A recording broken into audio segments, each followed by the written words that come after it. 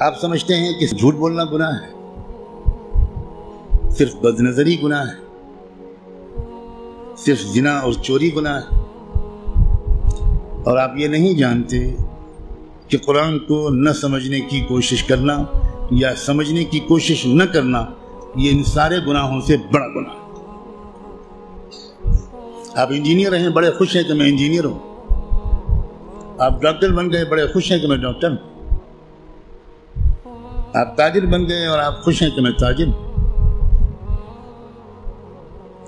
اور آپ کو اس کمی کا احساس تک نہیں ہے کہ میں کتنا بڑا محروم انسان ہوں کہ میں اللہ کے کلام کو جو صرف میرے لیے آیا تھا وہ میں سمجھنے کی کوئی کوشش ہی نہیں کی میں۔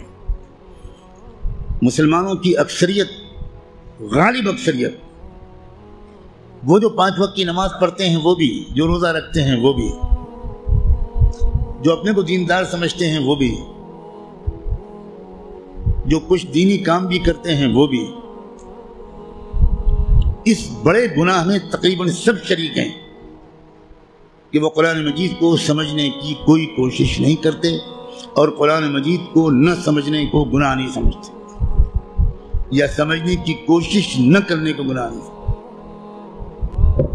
تو آپ قرآن مجید کو سمجھنے کی کوشش فرض عین سمجھیں اور قرآن کو اب تک سمجھنے کی کوشش نہ کرنا یہ کبیرہ گناہوں سے بڑا گناہ سمجھیں۔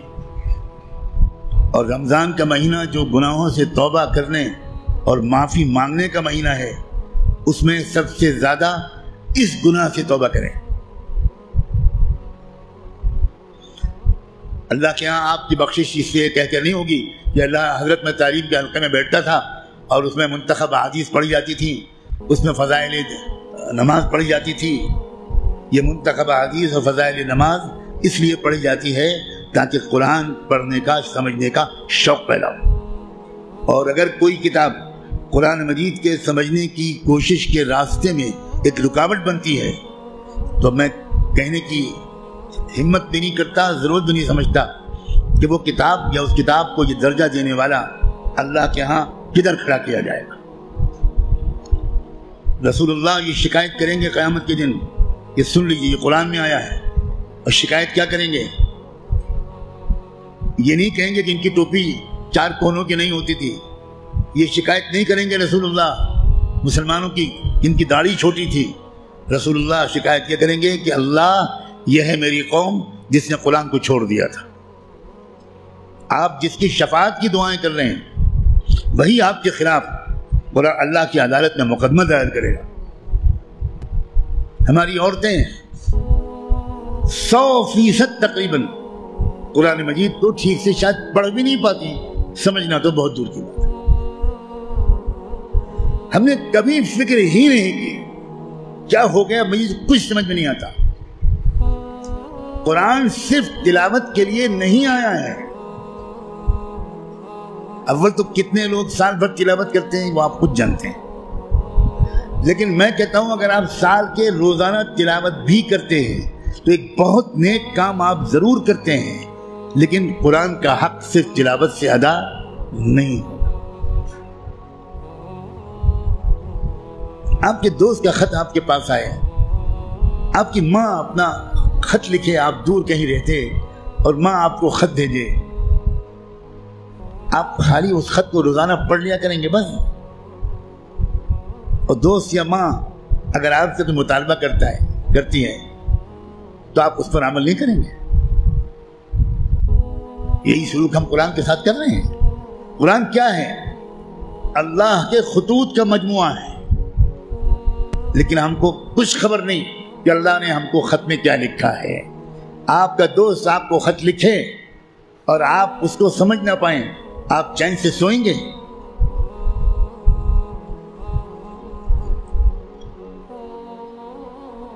کسی کمپنی کا اشتہار آپ نے دیکھا، آپ نے اس کو اپنی درخواست بھیجی، وہاں سے جواب آیا، جواب ایسی زبان میں ہے جو آپ نہیں جانتے، آپ اس دن کھانا کھائیں گے اس خط کا مضمون سمجھنے سے پہلے؟ اب دوڑیں گے، بھاگیں گے، پتہ لگائیں گے کہ یہ فرانسیسی زبان میں خط ہے تو میرے شہر میں فرینچ زبان کون جانتا ہے؟ اور آپ اس کی خوشامد کریں گے کہ ذرا اس خط کو پڑھیے اور مجھے بتائیے کہ اس میں کیا لکھا ہے۔ 24 گھنٹے نہیں گزرنے دیں گے آپ، اس سے پہلے اس خط کو سمجھنے کی بھرپور کوشش کر لیں گے، اس کا جواب بھی لکھیں گے۔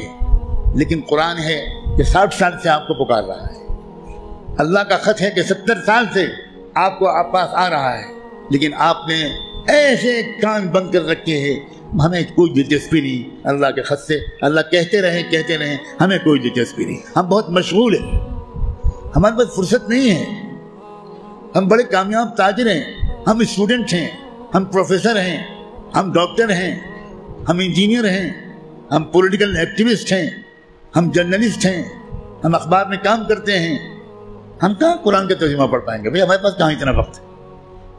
بھوگتے گا ہر وہ انسان، ہر وہ مرد اور عورت جو قرآن مجید کو سمجھنے کی کوئی کوشش نہیں کرتا اور قرآن کے مطابق اپنے آپ کو ڈھالنے کی کوئی سیریس کوشش نہیں کرتا، خون کے آنسو روئے گا وہ شخص، خون کے آنسو روئے گا۔ ایسا شخص تو جب قرآن کی تلاوت کرتا ہے تو قرآن اس پر لعنت بھیجتا رہتا ہے۔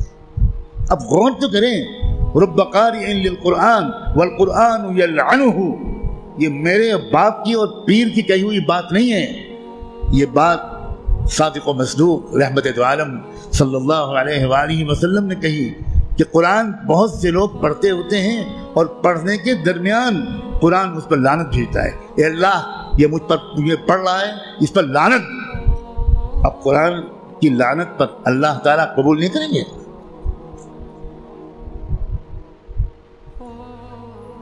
جو توہین قرآن کی ہم نے کی ہے، جو بے عزتی قرآن کی ہم نے کی ہے، اس کے حساب سے ابھی مسلمانوں کی اتنی پٹائی نہیں ہوئی جتنی ہونی چاہیے۔ آپ اتنی پٹائی پر پریشان ہیں، ابھی تو شروع ہوئی ہے پٹائی، پھر دیکھیے گا آئندہ کیا ہوگا۔